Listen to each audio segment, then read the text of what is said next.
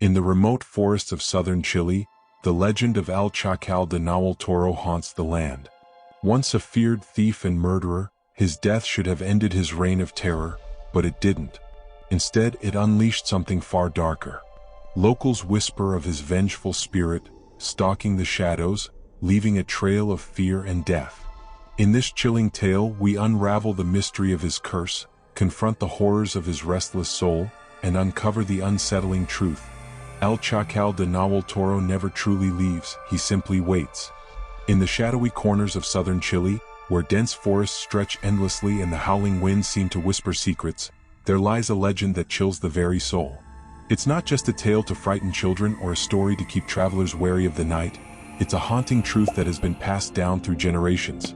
His name was El Chacal de Nahueltoro, a man whose mortal crime shook the region, but whose spectral vengeance has turned him into a force of pure terror. Decades ago, before his name became synonymous with fear, El Chacal was a flesh-and-blood man. He was not a noble outlaw or a misunderstood anti-hero, but a predator, a thief who thrived on chaos and left devastation in his wake. Villagers spoke of his cunning, his ruthless precision, and the cold, detached way he dispatched those who dared cross his path. They say his eyes burned with a wild, feral light, and his presence alone was enough to drain hope from a room. But El Chacal wasn't content with theft or intimidation. Murder became his signature, and he carried it out with a cruelty that bordered on the supernatural. Stories of his killings spread like wildfire. Families were torn apart, homes were abandoned, and entire villages fell into silence, terrified that the shadow of El Chacal might one day cross their thresholds. Yet even men as ruthless as El Chacal must eventually meet their fate. The law finally caught up with him, dragging him from the shadows and into the glaring light of justice. His trial was swift, his crimes undeniable. As he stood before his executioners, shackled and defiant, he uttered a chilling proclamation that would haunt the living far beyond his death. "You think this will end it? Death cannot stop me. I will return, and when I do, you will beg for mercy." The people of Nahueltoro thought they had been freed from his tyranny the day his lifeless body was buried in unmarked soil. But peace, it seemed, was not meant to last. Not long after his death, whispers began to circulate. At first, they were dismissed as the ramblings of frightened minds still reeling from his horrors. Strange noises echoed in the forests at night, the snapping of branches, guttural growls, and a voice, his voice, calling out to travelers by name. Livestock were found mutilated, their remains arranged in patterns that defied reason. And then came the sightings. Fishermen claimed to see a gaunt figure prowling the riverbanks under the cover of darkness, his eyes glowing like embers. A woman, returning late from a neighboring village, spoke of a man standing in the road, his face obscured but his laughter unmistakable. She never made it home. Her body was found days later, contorted in a way that suggested sheer terror had been her final emotion. The villagers began to believe the unthinkable. El Chacal had returned not as a man but as something far worse. Something untethered by mortal constraints. The legend grew darker with each passing year. Priests performed exorcisms in the forests, but their prayers seemed to vanish into the wind. Hunters set traps, but the only thing they caught was their own fear. The bravest among them would venture into the woods, armed with knives and torches, determined to end the nightmare. Most never returned. And so, the people of Nahueltoro live in uneasy truce with their spectral tormentor. Doors are bolted long before sunset, and children are warned never to stray too far from home. On nights when the moon is shrouded by clouds, the village grows silent, each resident listening intently for the sound of footsteps that should not be there. They say death didn't stop his reign of terror, it only made it worse. To this day, the legend of El Chacal de Nahueltoro endures, a chilling reminder that some evils are too great to be confined by the grave. And if you ever find yourself in the southern reaches of Chile, tread carefully. For the forests of Nahueltoro are his domain, and he is always watching. Nestled deep in the heart of southern Chile lies Nahueltoro, a place where nature reigns untamed and silence carries an ominous weight. It is not a destination for tourists nor a waypoint for travelers. It is a village that feels forgotten by time, a small cluster of weathered homes surrounded by a wilderness that seems to stretch endlessly in every direction. To reach Nahueltoro, one must venture down narrow, twisting roads carved into the rugged landscape. These paths wind through dense forests where the trees grow so close together their branches knit into a canopy, blocking out the sun.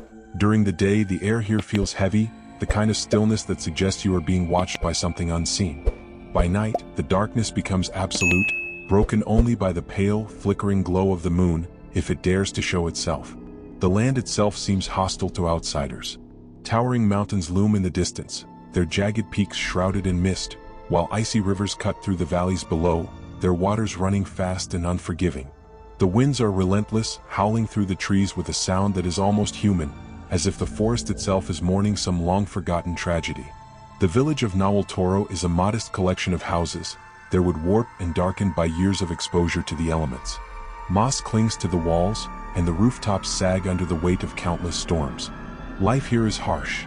The locals are farmers, fishers, and craftsmen, their livelihoods dependent on the land that seems to resent their presence.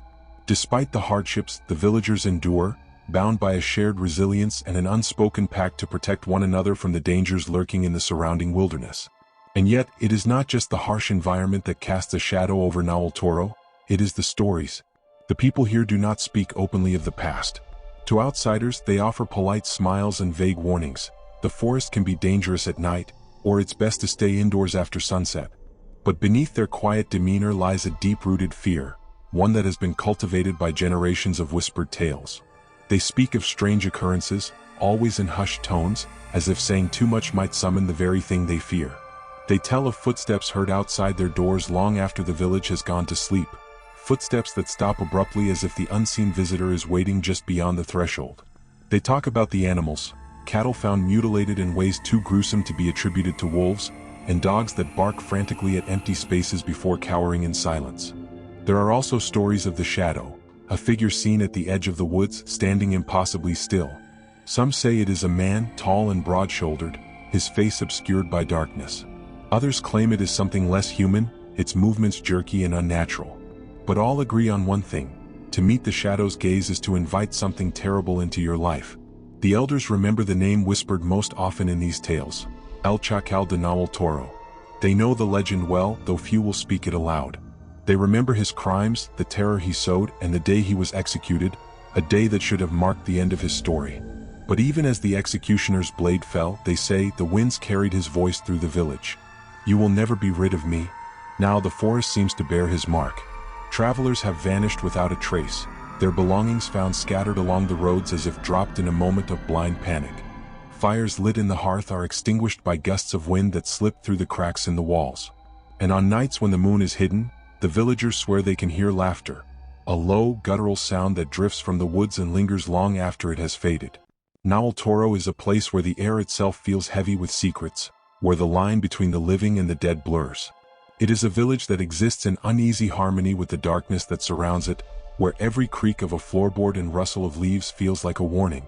In Nahueltoro, the past is never truly gone, and the shadows never truly empty. Before he became a legend whispered in fear, El Chacal de Nahueltoro was flesh and blood, a man whose name was once spoken with dread across southern Chile.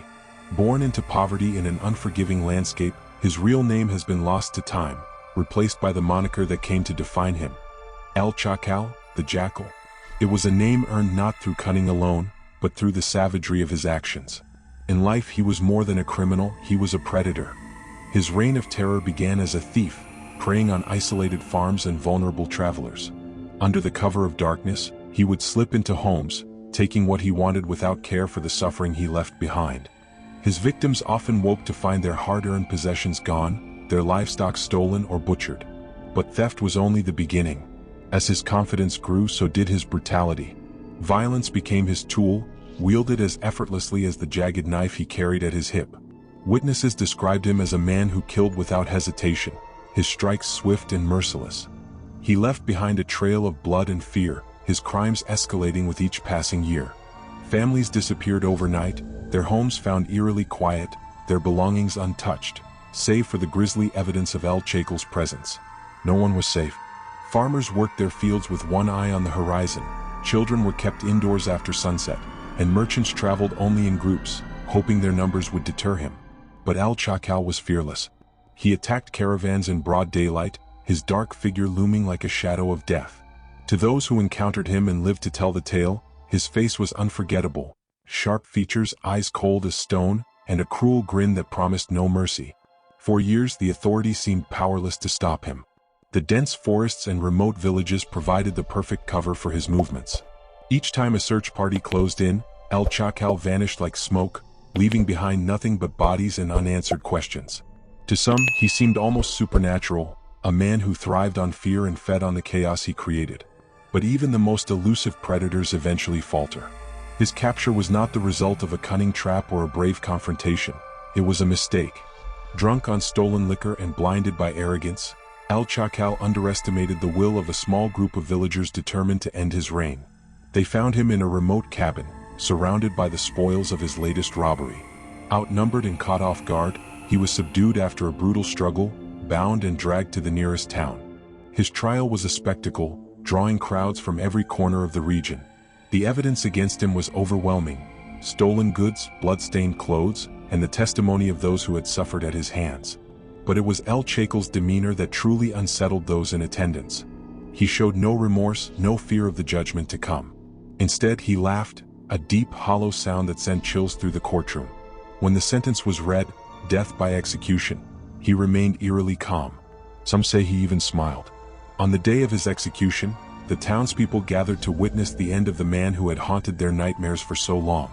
Shackled and surrounded by guards, El Chacal walked to the scaffold with a confidence that unnerved even the most hardened among them. As the noose was placed around his neck, he turned to the crowd, his voice cutting through the tense silence. "You think this will end me? You are fools. Death is not the end. I will return, and when I do, you will all suffer." With those chilling words, the executioner pulled the lever, and El Chacal's body fell limp. But his death brought no comfort, no relief. The villagers dispersed in uneasy silence, his final declaration echoing in their minds. And so, the legend was born. His mortal life may have ended that day, but his dark promise lingered, a seed of fear planted deep in the hearts of all who had heard his words. Over time, the stories began to spread. Sightings of his shadow, whispers of his laughter carried on the wind.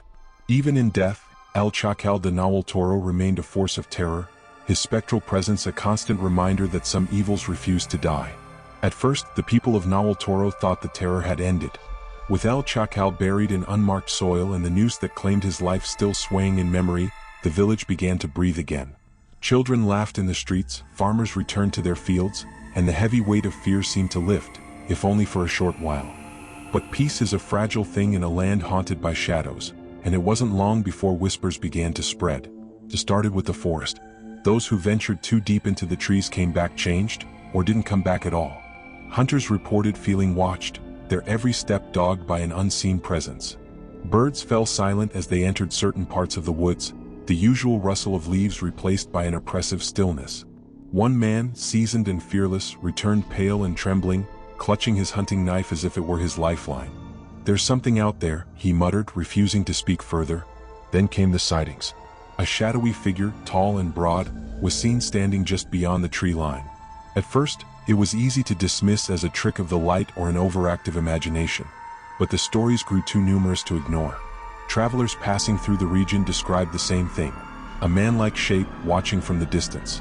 Some claimed it moved unnaturally, its jerky, stilted movements resembling a puppet controlled by invisible strings. Others swore they could feel its eyes on them, though they never saw its face. The first body was found just weeks after the initial sightings. A young boy, no older than 12, who had wandered too far from home while gathering firewood. His mother found him at the edge of the forest, his body untouched but his face frozen in an expression of sheer terror. His wide, unseeing eyes seemed to stare into some unspeakable horror. The villagers were quick to blame the forest. "It's cursed," they said, their voices trembling with old fears. But deep down they knew the truth. The stories they had buried, the warnings they had ignored, they all pointed to one terrible possibility. El Chacal de Nahueltoro had returned just as he promised. As the weeks passed, the deaths continued. A shepherd was discovered near his flock, his body sprawled across the ground, his arms outstretched as if he had been trying to crawl away from something. His sheep were not spared, each one slaughtered with a brutality that defied explanation. The cuts were too precise for an animal attack, and no ordinary blade could leave wounds so deep. More livestock began to die. Cows, goats, even chickens were found mutilated, their blood staining the earth in strange, almost ritualistic patterns. The villagers locked their animals in barns at night, but even that proved futile. One morning, a farmer opened his barn to find every single one of his cows slaughtered, their eyes gouged out, their bodies arranged in a spiral. The fear that had once gripped the village years ago returned with a vengeance.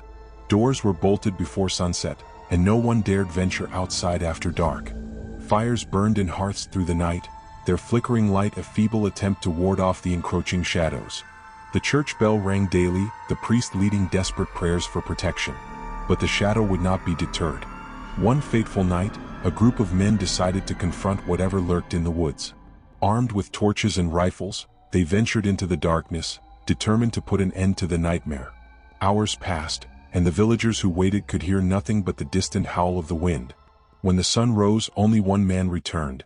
His face was gaunt, his eyes hollow, and his hands clutched the charred remains of his torch. "What did you see?" someone asked. The man's voice was barely a whisper. "Him," he said. "It's him. He's back." From that day forward, the name of El Chacal de Nahueltoro was spoken only in whispers. The villagers knew they were no longer dealing with a man but something far worse. His promise had been fulfilled. Death had not ended him. It had only transformed him into a force of pure vengeance. And now, the shadow in the forest was watching, waiting for its next victim. My journey to Nahueltoro began with curiosity, though perhaps it was something darker that compelled me. I had heard the stories, a vengeful specter haunting the forests of southern Chile, a thief and murderer turned into a force of terror that even death couldn't silence.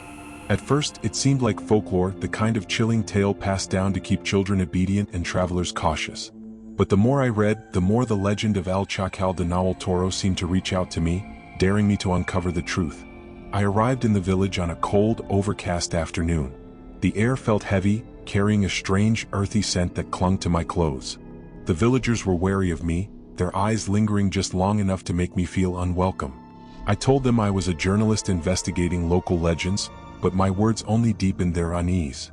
One elderly man muttered a warning under his breath, "Don't look for him. If you do, he'll find you." That night, I stayed in a small, weathered inn at the edge of the village. The walls were thin, and the wind outside seemed alive, pressing against the windows and whispering through the cracks. Sleep was elusive. Every creak of the floorboards, every gust of wind felt like a warning. Around midnight, I heard it for the first time. Footsteps. They started faintly, almost imperceptible, as if someone were pacing outside my room. I held my breath, straining to listen. The steps grew louder, slower, and more deliberate. They stopped just outside my door. For what felt like an eternity, there was silence. Then a low, guttural laugh broke through the stillness, a sound so chilling it froze me in place. I wanted to believe it was a dream, but the pounding of my heart told me otherwise. The next day, I ventured into the forest, determined to find answers. The villagers begged me not to go, their voices trembling with desperation. But something had taken hold of me, a need to see him, to understand the force that had haunted this place for generations. Armed with a flashlight and a notebook, I stepped into the woods, the trees closing around me like a shroud. The deeper I went, the more the air seemed to change. It grew colder, heavier, as if the forest itself resented my presence. The usual sounds of nature, birds, insects, the rustle of leaves, had vanished, replaced by an oppressive silence. And then came the whispers. They were faint at first, indistinct murmurs that seemed to come from everywhere and nowhere. As I pressed on, the whispers grew clearer, taking on a mocking tone. My name was among them, spoken softly but with an edge that sent shivers down my spine. My flashlight flickered, the beam of light cutting through the darkness in erratic bursts. That's when I saw him. He stood just ahead, half shrouded in shadow, his figure barely illuminated by the faltering light. He was tall, his frame lean and angular, his posture unnervingly still. His face was obscured, but his eyes burned with an unnatural glow, like embers smoldering in the void. His presence was suffocating, as though the air around him had been drained of life. "Why did you come here?" The voice was deep, guttural, and filled with malice. It wasn't spoken aloud but seemed to echo directly in my mind. I tried to move, to run, but my body betrayed me. My limbs felt like lead, rooted to the spot as he began to step closer. Each movement was deliberate, his boots crunching on the forest floor like the ticking of a clock counting down. When he was just feet away, his face became clearer. The skin was pale and stretched tightly over sharp bones, his mouth twisted into a cruel grin. Scars crisscrossed his features, remnants of his violent life. But it was his eyes, glowing, unblinking, that held me captive. They bore into me, exposing every fear I had ever known. "You wanted to find me," he said, his voice dripping with menace. "Now you have." A sharp, icy wind swept through the forest, extinguishing my flashlight entirely. I felt a searing pain in my chest, as if his gaze alone could pierce my soul. Then everything went black. When I awoke, I was back at the edge of the village, my belongings scattered around me. The villagers said they had found me unconscious, my face pale as death. I tried to speak, but no words came. I didn't need to. They already knew what I had seen. I left Nahueltoro the next day, but I carry his mark still. The memory of those eyes, that grin, and the whispers that haunt me even now. El Chacal de Nahueltoro is real, and he is waiting. The encounter with El Chacal de Nahueltoro left me shaken, but it also left me with questions. What had bound him to this world after death? What was driving his unrelenting wrath? There had to be more to his story than the crimes he committed in life, and I knew that if I wanted to survive, I needed to understand the curse that kept him here. The villagers were reluctant to speak at first. Their fear was palpable. Even mentioning El Chacal's name felt like inviting his presence. But persistence, and perhaps their pity for my desperate state, eventually loosened their tongues. Over cups of bitter mate and in the dim light of flickering candles, I pieced together fragments of a story far darker than I had imagined. In life, El Chacal was not just a murderer, he was a man wronged. The locals spoke of betrayal and greed, of how the seeds of his fury were sown long before his first crime. He was born with nothing, an elderly woman whispered, her voice trembling. No land, no family, no chance for a decent life. He worked for the wealthy landowners, but they treated him like an animal, beating him, starving him, robbing him of his dignity. One night, after a particularly brutal beating, El Chacal had enough. He turned on his oppressors, taking their wealth, their lives, and their sense of security. But his actions went beyond revenge. They became a message, a declaration of war against a world that had discarded him. Yet, his rage alone wasn't what bound him to the forest after death. That, it seemed, was the work of a betrayal far more personal. A younger villager, bolder than the rest, shared a story that sent chills down my spine. He had a partner, the man said, leaning close as if the walls themselves might be listening. A woman. She loved him, or so he thought. But when the authorities closed in, she was the one who gave him up. For gold, they say. She betrayed him to save herself. When El Chacal was captured, he swore vengeance not just against those who killed him but against all who turned their backs on him. His final words, "I will return and you will all suffer," were not just a threat, they were a curse. But curses, as the villagers explained, are not unbreakable. There were ways to sever the ties binding him to the mortal world, though none came without risk. One method stood out among the whispered possibilities. To lay El Chacal to rest, someone would have to face him in his domain and offer what he never had in life: atonement. It's not just about stopping him, the elderly woman said. It's about giving him peace. He is trapped, driven by the hatred that consumed him in life. But that hatred won't let him go easily. The villagers warned me of the cost. To confront El Chacal directly was to gamble with my life, and perhaps more. If I failed, his wrath would be unleashed not just on me but on anyone connected to me. Worse still, they said, there was no guarantee he would accept the gesture. A soul consumed by vengeance is not easily soothed. As I listened, I realized the choice before me. I could leave Nahueltoro, abandoning the villagers to their fate and hoping that distance would protect me from his curse. Or I could stay, risking everything to face the specter that had haunted this land for decades. The weight of the decision pressed down on me like the oppressive air of the forest. My mind raced with doubt, but one thing was clear. Escaping El Chacal's grasp would require more than courage. It would demand sacrifice. That night, as I sat alone in the inn, the whispers returned. They were louder now, more insistent, filling the room with a palpable presence. In the dim glow of the candle, I saw shadows shifting on the walls, forming shapes that felt all too familiar. "You can't run," the voice said, deep and mocking. "You called me and now I'm here. The only way out is through me." I knew then that the curse was no longer just a village's burden. It was mine. The path forward would be fraught with danger, and the answers I sought might come at a price I wasn't ready to pay. But there was no turning back. To unravel the mystery of El Chacal de Nahueltoro was to walk willingly into the darkness, and hope I could find the light on the other side. The forest felt alive, pulsing with a malevolent energy as I ventured deeper into its heart. Every step felt heavier than the last, as though the very ground was reluctant to let me pass. The air was thick, suffocating, and carried with it a faint metallic tang that clung to the back of my throat. This was his domain. I had come to face El Chacal de Nahueltoro, and he knew it. The whispers began as they always did, a faint chorus that seemed to rise and fall with the rustling of the leaves. But this time they were clearer, more deliberate. They spoke my name, twisted it into something unrecognizable, and hissed accusations that sliced through my thoughts. Fool, thief, traitor. I gripped the talisman the village priest had pressed into my hand before I left. It was a crude cross made of wood and twine, blessed with prayers that the old man muttered with trembling lips. It won't stop him, the priest had said, but it might give you a chance. The shadows ahead shifted, coalescing into a form that sent a jolt of icy fear through my veins. There he was, El Chacal. He stepped out of the darkness, his figure more terrifying than I remembered. His eyes burned like embers, glowing with a hatred so intense it felt like it could consume the world. His presence was overwhelming, a force that seemed to sap the life from everything around him. The trees bowed as if in submission, their branches creaking under an unseen weight. You came, he said, his voice a low growl that resonated in the pit of my stomach. Why?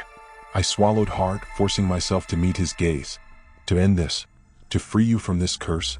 His laugh was hollow and cruel, echoing through the forest like the tolling of a death knell. Free me? He mocked, taking a step closer. You think you can undo what has been done? You think your pity will cleanse the blood on my hands? I tried to stand firm, but the ground seemed to shift beneath me. The talisman in my hand felt like a flimsy shield against the storm of rage emanating from him. It wasn't just your hands, I said, my voice trembling. You were betrayed, cast aside. But you don't have to stay here. You don't have to let that define you. His expression darkened, his glowing eyes narrowing. You speak of things you don't understand. This place is my prison, but it's also my power. They made me a monster, and now they will pay. Before I could respond, he lunged. The speed of his movement was inhuman, a blur of shadows and malice. I barely had time to react, raising the talisman instinctively. He stopped inches from me, his twisted face inches from mine. The air between us crackled with energy, a battle of wills that felt as though it could tear the very fabric of reality. Your fear feeds me, he snarled. It's delicious, but beneath his fury I saw something else. Despair. A flicker of humanity buried beneath the layers of vengeance. You're not just hate, I said, my voice firmer now. You were a man once. You loved, you hoped. That part of you is still there. He recoiled as if struck, his form flickering like a dying flame. For a moment, the forest seemed to hold its breath. Stop, he roared, his voice shaking the trees. You don't know what I've endured. I don't, I admitted. But you can let it go. You can choose to end this. He hesitated, his form wavering. The embers in his eyes dimmed, replaced by something that looked almost like sorrow. Slowly, he reached out, his hand hovering over the talisman. But just as I thought I had reached him, the wind howled, and his figure solidified once more. His grin returned, sharper and crueler than ever. You think you've won? He said, his voice dripping with malice. You've only just begun to understand. With a final, deafening roar, he dissolved into shadows, the darkness rushing past me like a tidal wave. The forest fell silent, the oppressive energy lifting as though it had never been. I staggered back to the village, my body weak, my mind reeling. The villagers greeted me with cautious relief, their eyes searching mine for answers. Is it over? Someone asked. I didn't know how to respond. The forest was quiet, yes, but the memory of his words lingered like a specter in my mind. Perhaps the curse was broken. Or perhaps it had only changed its form, waiting for the right moment to return. As I left Nahueltoro, one thought haunted me. Some battles never truly end. I left Nahueltoro as soon as I could, though my escape felt more like a retreat. The villagers, their faces worn with fear and resignation, said little as I boarded the bus that would take me far from their haunted land. Their silence spoke volumes. What could they say to someone who had stood face to face with El Chacal de Nahueltoro and lived to tell the tale? As the bus rumbled along the winding roads, the oppressive presence of the forest began to fade. The air lightened, the shadows thinned, and for the first time in days, I felt as though I could breathe again.